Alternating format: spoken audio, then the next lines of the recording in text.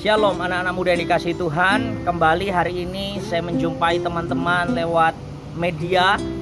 Dan saya berdoa teman-teman dalam kondisi yang sehat, kondisi yang baik, dan tetap semangat. Saya berdoa pagi hari ini kita semua sedang menikmati kemenangan demi kemenangan dan penyertaan Tuhan dalam hidup setiap kita. Mari kita akan berdoa sebelum kita mendengarkan firman Tuhan saat ini. Bapa, kami memuji Engkau, kami mengagungkan Engkau, Allah yang menemani kami, yang menyertai kami. Dan hari ini kami akan belajar kebenaran firman Allah. Roh Kudus menolong kami, berikan kami anugerah Allah, pengertian, hikmat, sehingga kami boleh menangkap kebenaran-Mu, terlebih melakukannya dalam hidup kami. Terpuji Engkau Tuhan, dalam nama Tuhan Yesus Kristus. Haleluya, amin.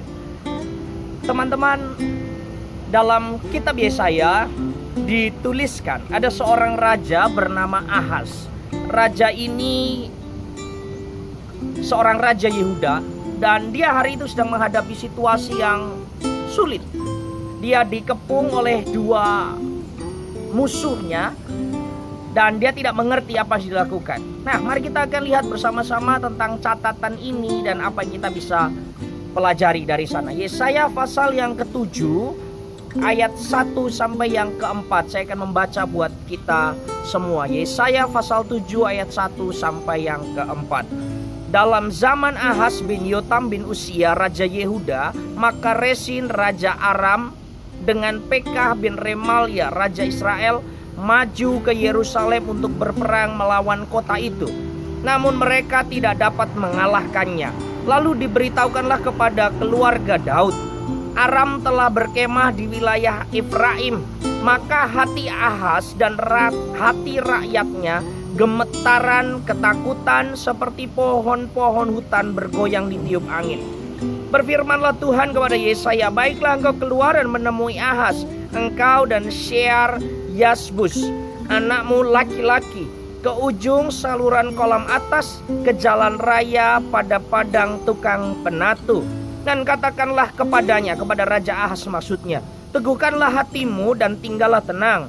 Janganlah takut dan janganlah hatimu kecut, karena kedua puntung api yang berasap ini, yakni kepanasan amarah Rezin dengan Aram dan anak Remalia. Hari itu Ahaz bersama dengan rakyatnya ketakutan ketika mendengar bahwa Rezin dan Aram Remalia akan menyerang Ahaz. Hati mereka takut, seperti dituliskan Alkitab, seperti pohon yang ditiup angin. Mereka gemeteran, mereka ketakutan.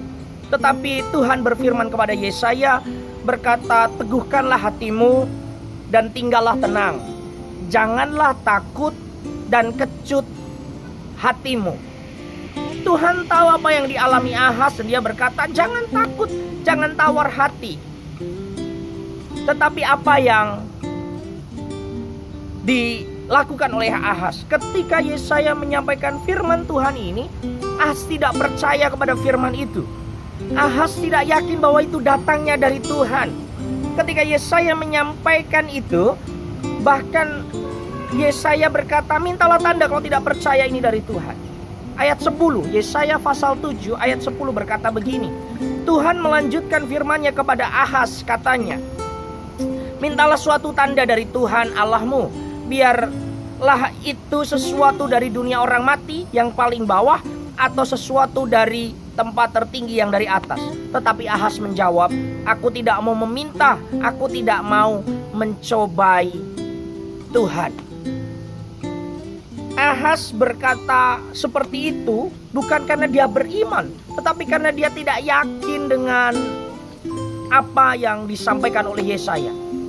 Nah, di tengah ketidakkeyakinan inilah janji penyertaan Tuhan datang. Immanuel, janji akan Immanuel itu muncul.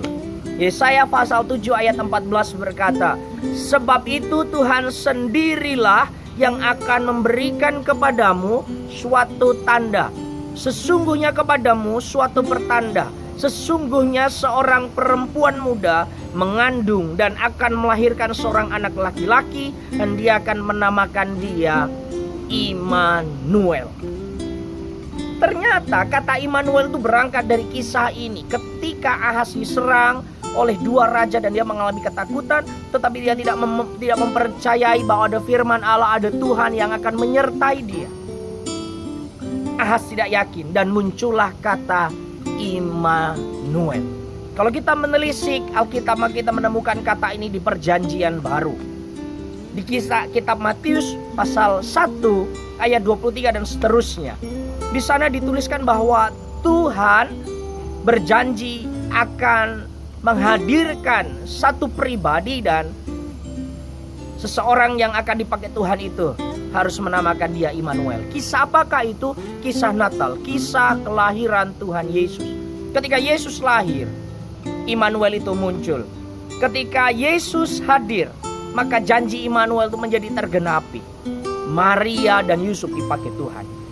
Dari mana dan sampai di mana Immanuel itu nyata dalam hidup Maria dan Yusuf untuk menggenapkan ketakutan Ahaz, untuk menggenapkan ketidakpercayaan Ahaz.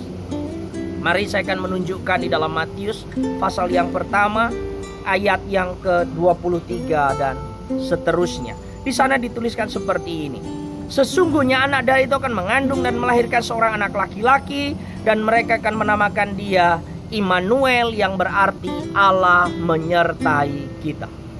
Ketika janji itu diberikan di Perjanjian Baru, 700 tahun setelah Tuhan bernubuat kepada Ahaz, berjanji kepada Ahaz, janji itu digenapi di Perjanjian Baru.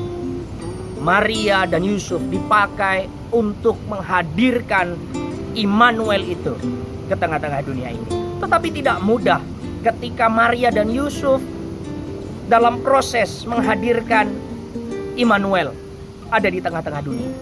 Nah, dari sini kita akan belajar. Ketika Allah berkata Immanuel, Allah berkata, aku menyertai kamu.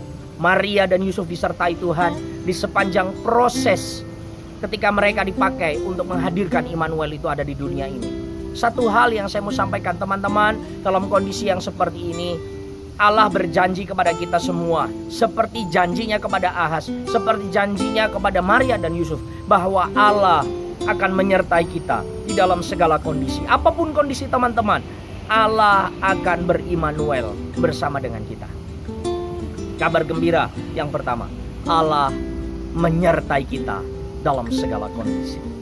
Kabar berita yang baik yang kedua yang mau sampaikan adalah Allah tidak hanya berimmanuel menyertai saja, tidak, tetapi Allah turut bekerja. Tadi ketika kepada Ahaz dia berkata, dua puntung api ini, kayu api ini tidak akan melakukan apa-apa karena Allah turut bekerja ada di sana. Ketika Maria dan Yusuf mengandung dan mereka harus menjadi alat untuk menghadirkan Immanuel di tengah-tengah dunia, mereka menghadapi situasi yang sulit. Yusuf tidak yakin Maria yang belum pernah dia hampiri bisa mengandung, dan itu jadi masalah yang besar. Tetapi Allah turut bekerja di sana. Allah mendatangi Yusuf, Allah meneguhkan Yusuf, dan akhirnya Maria dan Yusuf bisa bersatu dan mereka dipakai menjadi alat Tuhan untuk menyatakan Immanuel di tengah-tengah dunia. Saya mau berkata teman-teman, Allah yang Immanuel itu tidak hanya menyertai kita di dalam segala kondisi, tetapi Allah yang berimmanuel itu Allah yang terlibat di dalam hidup kita di dalam segala kondisi. Dia Allah yang tahu kondisi kita, dan dia Allah yang terlibat langsung dalam setiap kondisi hidup kita. Hari ini jangan engkau takut, jangan engkau tawar hati, jangan engkau menjadi gentar karena apa yang terjadi dalam hidupmu. Percayakan hidupmu kepada Allah, karena sesungguhnya dia Allah yang menyertai kita. Dia Allah yang turut bekerja dalam hidup kita dalam segala kondisi. Yang ketiga, saya mau berkata teman-teman, Allah tidak hanya ada menyertai, Allah tidak hanya terlibat, tetapi dia Allah yang tidak meninggalkan sampai proses kondisi yang terjadi dalam hidup kita selesai. Ahaz akan disertai Tuhan sampai dia menang. Maria dan Yusuf disertai sampai akhirnya Immanuel sungguh-sungguh lahir di tengah-tengah dunia. Mereka tidak ditinggalkan sampai masalah itu selesai. Dan saya mau berkata hari ini, apapun masalah teman-teman, jangan pernah takut, jangan pernah gentar, karena Allah akan menemanimu sampai selesai. Tuhan tidak akan meninggalkan kita dalam segala kondisi. 3 pesan firman Tuhan hari ini. Dia Allah yang berimmanuel. Dia Allah yang menyertai kita dalam segala kondisi. Dia Allah yang terlibat dalam setiap kondisi hidup kita. Dan dia Allah yang tidak pernah meninggalkan kita dan membuat kita mengalami kemenangan di dalam Tuhan. Hari ini saya berdoa, biar pesan firman Tuhan ini akan membawa kita menikmati Allah yang berimmanuel dalam hidup kita. Tidak hanya dalam waktu tertentu, tetapi Immanuel itu menyertai kita tanpa batas. Tuhan memberkati kita semua, dan saya berdoa supaya kita semua boleh mengalami kemenangan demi kemenangan dalam Tuhan. Mari kita berdoa. Tuhan, terima kasih buat janji penyertaan Tuhan hari ini. Biar sungguh-sungguh kami menikmati janji Tuhan. Allah yang menyertai, Allah yang terlibat langsung dalam hidup kami, sehingga kami boleh memenangkannya dalam segala situasi kondisi yang kami hadapi dalam hidup ini.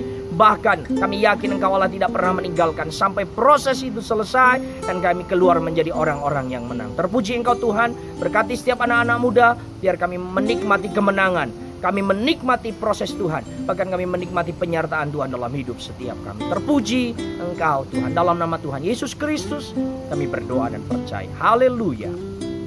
Amin. Tuhan memberkati kita semua.